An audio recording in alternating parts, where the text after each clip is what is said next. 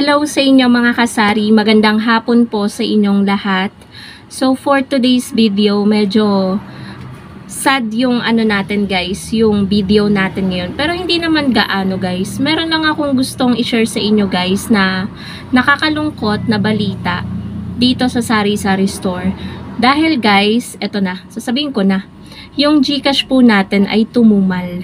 Alam nyo naman po, ang isa na main source of income po natin ngayon is yung ating GCash na nasi-share ko po sa inyo minsan mga kasari na yung kita ko sa GCash mas malaki pa po kesa sa kinikita po natin sa tindahan. Pero ngayon po matumal na po yung ating GCash sa kadahilanan po na eto po yun.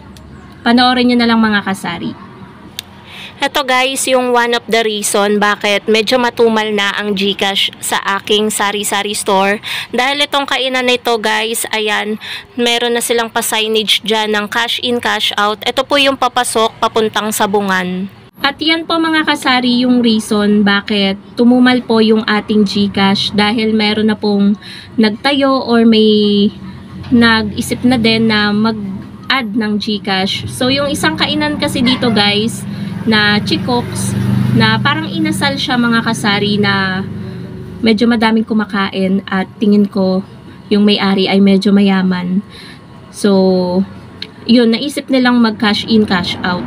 Sobrang lapit nun mga kasari sa sabungan, ilang steps lang, ilang lakad lang ng mga magsasabong ay pwede na silang mag-cash in at cash out. Tapos dito ang layo-layo. So, yun yung naging kalaban natin guys.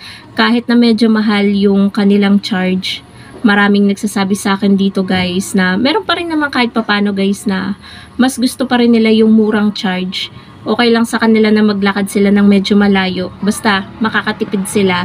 Pero meron din, kasi ang mga sabungero daw, share din to ng kapwa sabungero sa akin. Nakwento nila sa akin guys na ang mga sabungero, hindi nila iniisip ang pera or laki ng charge basta makapag cash in or cash out sila. Kasi nga, pinapatalo lang din naman daw nila yung pera. So, wala sa kanila kung malaki man yung charge. So, mayayaman ang mga nagsasabong guys. So, ayun nga, nagkaroon tayo ng kalaban sa ating pag-GCash pero tayo mga kasari ay hindi tayo susuko. Dahil ano pa ba naman yung magsi 7 years na pagtitindahan natin, lahat na ng napagdaanan natin about tindahan, napagdaanan na po natin yan. So, normal lang po na magkaroon po tayo talaga ng kakumpetensya sa lahat ng aspeto, sa lahat ng idinadagdag natin sa ating tindahan. So, ang pinakalabanan na lang po dyan is patagalan, patyagaan. Yun po talaga mga kasari. Sa una talaga, mapapaisip ka, ang laki nang nawala sa'yo, talagang apektado yung pag-GCash ko. So, pero sa isip ko, at the same time, hindi dapat ako panghinaan ng loob. Dahil kahit papano, may mga regular customer pa din ako na sa akin nagpapaload, sa akin nagpapa-GCash. So, hindi naman lagi na nandyan sila lagi, hindi naman nandyan lagi yung boss nila, or hindi naman lagi na may GCash sila. May times din na tulad kanina, bigla akong ginanahan guys, dahil kanina tanghali na, wala pang 100 yung kita ko sa GCash. So meron sa akin guys na nag-cash out ng 3.5, tapos merong nag-cash in ng 2.5. So yung from wala pang 100 pesos nakita natin hanggang alas 12 ng tanghali, eh ngayon guys 200 plus na. So sabi ko, nabubuhayan ako guys kapag ganun. So ayun, thankful ako kahit papano may mga naliligaw pa rin dito guys, kahit papano na ayun nga, kahit na medyo malaki yung nawala sa atin. Kasi dati guys, siguro mga 1 month na silang nag-start kasi mga 1 buwan na din matumal yung GCash dito. Nakikita ko naman yan dahil guys, araw-araw ako nagre-record ng transaction natin everyday. So, siguro mga 1 month na mahigit ganyan. Tapos, ayun nga, ayun, nakalimutan ko yung sasabihin ko. Wait lang guys. Ayun guys, naalala ko na. Kasi dati, kumikita po ako sa isang araw mga kasari na pinakamalaki kong kinita dito sa isang araw na pag-GCash ko. Nung hindi pa sila nag-GCash, kulang-kulang na lang, 7 pesos na lang or 8 pesos na lang. Naka-2K ako sa isang araw. Tapos minsan, 1,000 plus, ganyan, 1,600, 1,900. ganyan yung kinikita ko. 700, 800, ganyan. Pero ngayon mga kasari, swerte na lang kapag naka-500 nakita ako sa isang araw. So kahapon nga mga kasari, simula umaga hanggang ano. Pero kahapon guys, walang sabong. Ang kinita ko lang kahapon maghapon hanggang mag-closing sa GCash is 118 pesos. Oo, nakakalungkot mga kasari, pero kahit papano may 118 pesos pa rin tayo nakita. Nakakalungkot, pero kailangan natin guys lumaban sa hamon ng buhay. Kaya dapat hindi tayo panghinaan ng loob kahit meron na tayong kalaban sa ating pag-GCash. So, ang lagi mo lang tatandaan, ang pinakalamang mo lang dyan mga kasari is huwag kang magpapawala ng cash on hand.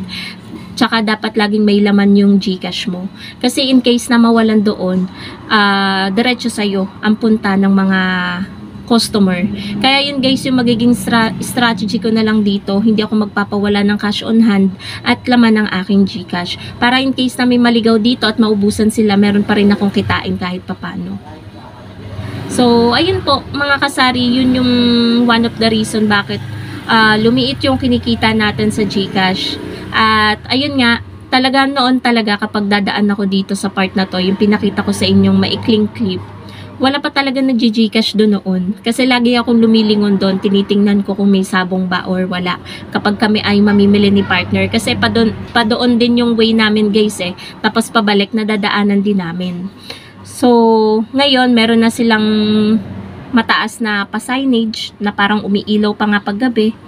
So sabi ko talagang may budget para magpa-signage. Tapos sa labas, no nakaraan, wala pa yung tarpaulin. Ngayon may tarpaulin na malaki. So ang hirap talaga mga kasari kapag kalaban mo medyo may kaya or mayaman. Pero tayo bilang isang normal na mamamayan, na sakto lang ang kinikita sa araw-araw, is palaban tayo. Hindi tayo dapat sumuko sa ganyan. Kasi nauna tayo guys, isipin natin nauna tayo sa ating pag-GCash. Ngayon pa ba tayo susuko, 'di ba? So ayun, fight lang tayo mga kasari. Hindi lang naman sa larangan ng pag-GCash, pati sa kahit anong negosyo, kahit sa ating tindahan.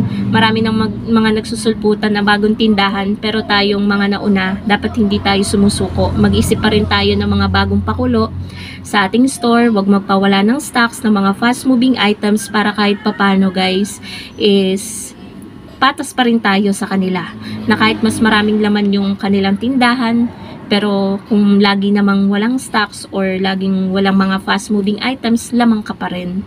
So ayun po mga kasari yung ating vlog for today. Thank you so much for watching mga kasari. I hope one day na lumakas ulit guys yung ating GCash dito sa ating sari-sari store. Basta fight lang. Bye guys!